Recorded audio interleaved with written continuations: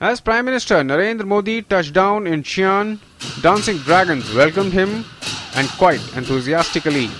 Unlike the welcome any other leader may have experienced in recent times, and Prime Minister was also quick to acknowledge the warmth.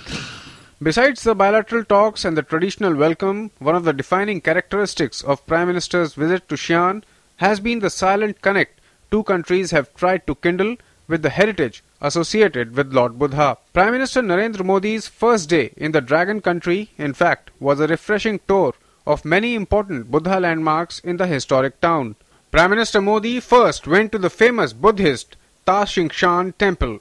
As he bowed his head in reverence in the Sanctum Sanctorum, Prime Minister also sought to drive home a point, that the two countries share a common and a very vibrant link related to Lord Buddha. Built during the Jin dynasty, the temple is one of the oldest Buddhist temples in China. Prime Minister was quick to tweet and share his experience.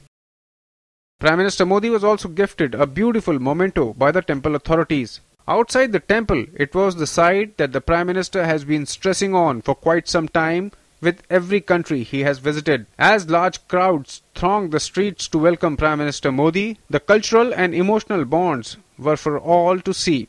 Prime Minister Modi also stopped and shook hands with some people there and shared his joy and happiness.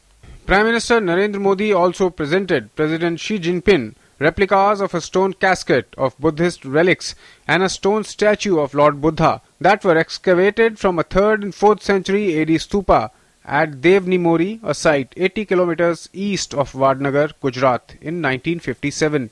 In addition, the Prime Minister presented archaeological drawings of excavations at Vadnagar, which was one of the places visited by a great Chinese traveller, Xuanzang. Next stage was the historic giant wild goose pagoda, one of the most famous Buddhist pagodas in China. It was built in the Tang dynasty for the study of Buddhist scriptures. Prime Minister undertook a detailed tour of the pagoda with President Xi Jinping. The two leaders had a quiet and long chat while inside the temple premises. At one point, only the two leaders were seen exchanging views. Prime Minister Modi had a special gift for the temple, a tiny Bodhi sampling, symbolic of the love and admiration of the Indian people to the Chinese counterparts.